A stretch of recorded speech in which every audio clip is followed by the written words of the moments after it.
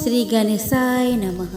शांताकारं भुजंगशयनं पद्मनाभं सुरेशं विश्वधारं गगनसदृशं मेघवर्णं शुभांगं लक्ष्मीकान्तं कमलनयनं योगिभिर्ध्यानगम्यं वन्दे विष्णुं भवभयहरं सर्वलोकैकनाथं। जय श्री कृष्ण। राधे राधे। नमस्कार दोस्तों आप सभी को बड़ोधरी एकादशी की हार्दिक शुभकामनाएं। दोस्तों, वैशाख महीने के कृष्ण पक्ष की एकादशी पर भगवान विष्णु के बराह रूप की पूजा की जाती है। मान्यता है कि इनकी पूजा से हर तरह के पाप खत्म हो जाते हैं। भगवान विष्णु के बराह अवतार की आराधना करने से हर तरह के कष्ट और दोष दूर हो जाते हैं। इसीलिए इस दिन व्रत और पूजा करने का बहुत महत्व है। तो आइए दोस्तों, आज बड़ोधरी एकादशी के पावन दिन पर हम श्रवण करें भगवान विष्णु की बराह अवतार की कथा। दोस्तों, बराह अवतार भगवान विष्णु के अवतार है। जब जब धरती पापी लोगों से कष्ट पाती है, तब तब भगवान विविध रूप धारण करके इसके दुख दूर करते हैं। दैत्य हिरण्याक्ष ने जब पृथ्वी को रसातल में छिपा दिया था, तब भगवान विष्णु बराह अवतार लेके पृथ्वी का कल्याण किया था। इनकी शक्ति आठवां पत्नी देवी वराही है, जो भगवती लक्ष्मी के स्वरूप है, और इनमें देवी पार्वती जी की शक्तियां हैं। भगवान वराह को सोरो सुकर क्षेत्र, जो कि उत्तर प्रदेश में है, नामक स्थान पर मोक्ष प्राप्त हुआ था। अतः तभी से सोरो सुकर क्षेत्र में हरि की पौड़ी है। इन गंगा में मृतक की अस्थियां मात्र 3 दिन में गलकर जल में विलीन हो जाती है। संसार में एकमात्र यही गंगा है जो 10 प्रकार के पापों को नष्ट करती है। दोस्तों, एक बार मरीचि नंदन कश्यप जी ने भगवान को प्रसन्न करने के लिए खीर की आहुति दी और उनकी आराधना समाप्त करके संध्या काल के समय अग्निशाला में ध्यानस्थ होकर बैठ गए। उसी समय दक्ष प्रजापति की पुत्री दीति कामातुर होकर पुत्र प्राप्ति की लालसा से कश्यप जी के निकट गई। दीति ने कश्यप जी से मीठे वचनों से अपने साथ रमन करने की प्रार्थना किया। इस पर कश्यप जी ने कहा कि हे प्रिय, मैं तुम्हें तुम्हारी इच्छा अनुसार तेजस्वी पुत्र अवश्य दूंगा, किंतु तुम्हें एक प्रहर के लिए प्रतीक्षा करनी होगी। संध्या काल में सूर्यास्त के पश्चात भूतनाथ भगवान शंकर अपने भूत प्रेत तथा यक्षों को लेकर बैल पर चढ़कर विचरते हैं। इस समय तुम्हें काम क्रिया में रत देखकर वे अप्रसन्न हो जाएंगे। अतः ये समय संतान उत्पत्ति के लिए उचित नहीं है। सारा संसार मेरी निंदा करेगा। यह समय तो संध्या बंदन और भगवान पूजन आदि के लिए है। इस समय जो पिशाचों जैसे आचरण करते हैं, वे नरकगामी होते हैं। पति के इस प्रकार समझाने पर भी उसे कुछ भी समझ में न आया और उस कामातुर दीति ने निर्लज भाव से कश्यप जी के वस्त्र पकड़ लिए। इस पर कश्यप जी ने देव इच्छा को प्रबल समझकर देव को नमस्कार किया और दीति की इच्छा पूर्ण की और उसके साथ शुद्ध जल से स्नान करके सनातन ब्रह्म रूपी गायत्री का जप करने लगे। दीति ने गर्भ धारण कर कश्यप जी से प्रार्थना की कि हे आर्यपुत्र, भगवान भूतनाथ मेरे अपराधों को क्षमा करे और मेरा यह गर्भ नष्ट न करे। उनका स्वभाव बड़ा उग्र है, किंतु वे अपने भक्तों की सदा रक्षा करते हैं। वे मेरी बहनोई है, मैं उन्हें नमस्कार करती हूँ। कश्यप जब संध्या बंदन आदि से निवृत्त हुए, तो उन्होंने अपने पत्नी को अपने संतान के हित के लिए प्रार्थना करते हुए और थर थर कांपते हुए देखा। तो वे बोले कि हे दीदी, तुमने मेरी बात नहीं मानी। तुम्हारा चित्त काम वासना में लिप्त था। तुमने असमय में भोग किया है। तुम्हारे कोख से महाभयंकर अमंगलकारी 2 अधम पुत्र उत्पन्न होंगे। संपूर्ण लोकों के निरपराध प्राणियों को अपने अत्याचारों से कष्ट देंगे, धर्म का नाश करेंगे, साधु और स्त्रियों को सताएंगे। उनके पापों का घड़ा भर जाने पर भगवान कुपित होकर उनका वध करेंगे।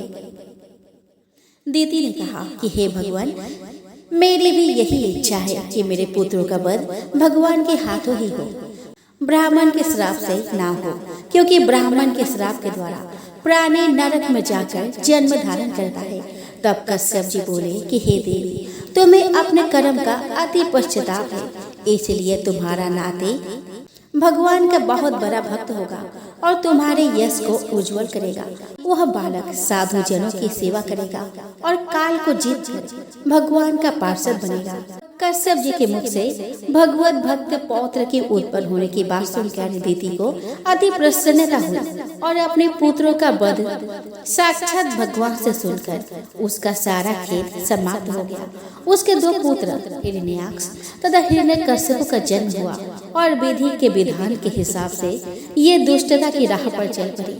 प्रभु की इच्छा से इनके कुल में प्रहलाद और बलि जैसे महापुरुषों का जन्म भी हुआ। दोस्तों, यहाँ पे थोड़ा सा विराम देकर हम यह जान लेते हैं कि हिरण्याक्ष और हिरण्यकश्यप कौन थे, आखिर क्यों उन्हें असुर कुल में जन्म लेना पड़ा। दोस्तों, एक बार सनक, सनंदन, सनातन और सनत कुमार संपूर्ण लोकों से विरक्त होकर चित्त की शांति के लिए भगवान विष्णु के दर्शन करने हेतु उनके बैकुंठ लोक में गए। दोस्तों, बैकुंठ के द्वार पर जय और विजय नाम के 2 द्वारपाल पहरा दिया करते थे। जय और विजय इन सनकादि ऋषियों को द्वार पर ही रोक लिया और बैकुंठ लोक के भीतर जाने से मना कर दिया। उनके इस प्रकार मना करने पर सनकादिक ऋषियों ने कहा कि अरे मूर्खों, हम तो भगवान विष्णु के परम भक्त हैं, हमारी गति कहीं भी नहीं रुकती है। हम देवाधिदेव के दर्शन करना चाहते हैं, तुम हमें उनके दर्शन से क्यों रोकते हो? तुम लोग तो भगवान के सेवा में रहते हो, तुम्हें तो उन्हीं के समान समदर्शी होना चाहिए। भगवान का स्वभाव परम शांतिमय है, तुम्हारा स्वभाव भी वैसा ही होना चाहिए। हमें भगवान विष्णु के दर्शन के लिए जाने दो। ऋषियों के इस प्रकार कहने पर भी जय और विजय उन्हें बैकुंठ के अंदर जाने से रोकने लगे। जय और विजय के इस प्रकार रोकने पर सनकादि ऋषियों ने क्रुद्ध होकर कहा कि भगवान विष्णु के समीप रहने के बाद भी तुम लोगों में अहंकार आ गया है और अहंकारी का वास बैकुंठ में नहीं हो सकता। इसीलिए हम तुम्हें श्राप देते हैं कि तुम लोग पाप योनि में जाओ और अपने पाप का फल भोगो। उनके इस प्रकार के श्राप देने पर जय और विजय भयभीत होकर उनके चरणों में गिर पड़े और क्षमा मांगने लगे। यह जानकर कि सनकादिक ऋषिगण भेंट करने आए हैं, भगवान विष्णु स्वयं लक्ष्मी जी एवं अपने समस्त पार्षदों के साथ उनके स्वागत के लिए पधारे। भगवान विष्णु ने उनसे कहा कि हे मुनीश्वरों, ये जय और विजय नाम के मेरे पार्षद हैं। इन दोनों ने अहंकार शुद्धि को धारण कर अपना अपमान करके अपराध किया है। आप लोग मेरे प्रिय भक्त हैं और इन्होंने आपकी अवज्ञा करके मेरी भी अवज्ञा की है। इनको श्राप देकर आपने उत्तम कार्य किया है। इन अनुचरों ने ब्राह्मणों का तिरस्कार किया है और उसे मैं अपना ही तिरस्कार मानता हूँ। मैं इन पार्षदों की ओर से क्षमा याचना करता हूँ। सेवकों का अपराध होने पर भी संसार स्वामी का ही अपराध मानता है, अतः मैं आप लोगों की प्रसन्नता की भिक्षा चाहता हूँ। भगवान के इन मधुर वचनों से सनकादिक ऋषियों का क्रोध तत्काल शांत हो गया। भगवान की इस उदारता से वे अति आनंदित हुए और बोले कि आप धर्म की मर्यादा रखने के लिए ही ब्राह्मणों को इतना आदर देते हैं। हे नाथ, हमने इन निरपराध पार्षदों को क्रोध के वश में होकर श्राप दे दिया है, इसके लिए हम क्षमा चाहते हैं। आप उचित समझें तो इन द्वारपालों को क्षमा करके हमारे श्राप से मुक्त कर सकते हैं। भगवान विष्णु ने कहा कि हे मुनिगणों, मैं सर्वशक्तिमान होने के बाद भी ब्राह्मणों के वचन को असत्य नहीं करना चाहता, क्योंकि इससे धर्म का उल्लंघन होता है। आपने जो श्राप दिया है वो मेरे ही प्रेरणा से हुआ है। ये अवश्य ही इस दंड के भागी है। ये दोनों असुर योनि को प्राप्त करेंगे और मेरे द्वारा इनका संहार होगा।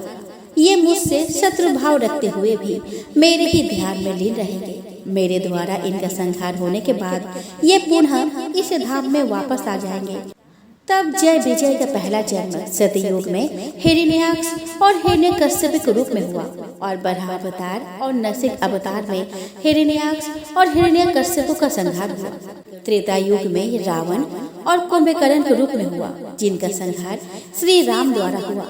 अंत में तीसरे जन्म में शिशुपाल दंत वक्र के रूप में हुआ और श्री कृष्ण द्वारा इनका संहार हुआ और ये श्री कृष्ण के निवास वैकुंठ धाम में वापस आ गए। दोस्तों, जय और विजय वैकुंठ से गिरकर दिति के गर्भ में आ गए। कुछ काल के पश्चात दिति के गर्भ से 2 पुत्र उत्पन्न हुए, जिनका नाम महर्षि कश्यप ने हिरण्यकश्यप और हिरण्याक्ष रखा। इन दोनों यमल के उत्पन्न होने के समय तीनों लोकों में अनेक प्रकार के भयंकर उत्पात होने लगे। स्वर्ग, पृथ्वी, आकाश सभी कांपने लगे और भयंकर आंधियां चलने लगी। सूर्य और चंद्र, केतु और राहु बार बार बैठने लगे, उल्कापात होने लगे, बिजलियां गिरने लगी, नदियां तथा जलाशयों के जल सूख गए, गायों के स्तन से रक्त बहने लगा, उल्लू, सियार आदि रोने लगे। दोनों देवते जन्मते ही आकाश तक बढ़ गए। उनका शरीर फौलाद के समान पर्वतकार हो गया। वे स्वर्ण के कवच, कुंडल, करधनी, बाजूबंद आदि पहने हुए थे। हिरण्यकश्यप ने तप करके ब्रह्मा जी को प्रसन्न कर लिया। ब्रह्मा जी से उसने वरदान ले लिया कि उसकी मृत्यु न दिन में होगा और न ही रात में, न घर के भीतर हो न घर के बाहर। इस तरह से अभय होकर और तीनों लोकों पर विजय प्राप्त करके वह एक छत्र राज्य करने लगा। उसका छोटा भाई हिरण्याक्ष उसकी आज्ञा का पालन करते हुए शत्रुओं का नाश करने लगा। एक दिन घूमते घूमते वह वरुण की पुरी में जा पहुंचा।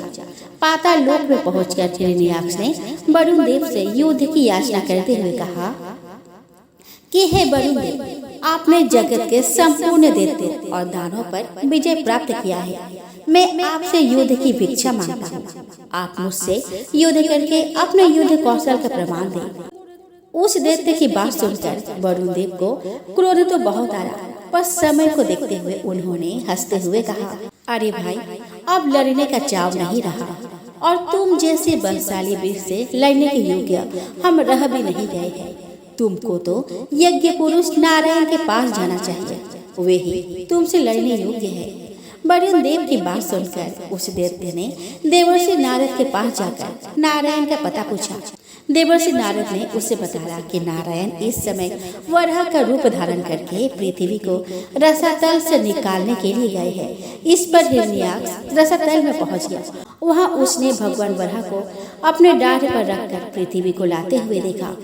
उस महाबली दैत्य ने वराह भगवान से कहा कि अरे जंगली पशु, तू जल में कहां से आ गया है? मूर्ख के पशु, तू इस पृथ्वी को कहां लिए जा रहा है? इसे तो ब्रह्मा जी ने हमें दे दिया है। हे अधम, तू मेरे रहते इस पृथ्वी को रसातल से नहीं ले जा सकता। तू दैत्य और दानव का शत्रु है, इसीलिए आज मैं तेरा वध कर डालूंगा। हिरण्याक्ष के इन वचनों को सुनकर वराह भगवान को बहुत क्रोध आया, किंतु पृथ्वी को वहां छोड़कर युद्ध करना उन्हें उचित नहीं समझा और उनके कटु वचनों को सहन करते हुए वे गजराज के समान शीघ्र ही जल के बाहर आ गए। उनका पीछा करते हुए हिरण्याक्ष भी बाहर आया और कहने लगा कि हे कायर, तुझे भागने में लज्जा नहीं आती? आकर मुझसे युद्ध कर। पृथ्वी को जल पर उचित स्थान पर रखकर और अपना उचित आधार प्रदान कर भगवान वराह दैत्य की ओर मुड़े और कहा कि अरे ग्राम सिंह, हम तो जंगली पशु हैं और तुम जैसे ग्राम सिंहों को ही ढूंढते रहते हैं। अब तेरी मृत्यु सिर पर नाच रही है। उनके इन व्यंग वचनों को सुनकर हिरण्याक्ष उन पर झपट पड़ा।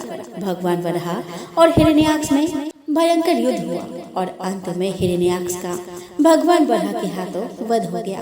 भगवान वराह के विजय प्राप्त करते ही ब्रह्मा जी सहित समस्त देवतागण आकाश से पुष्प बरसाकर उनकी स्तुति करने लगे। तो ये रही भगवान विष्णु की वराह अवतार की कथा।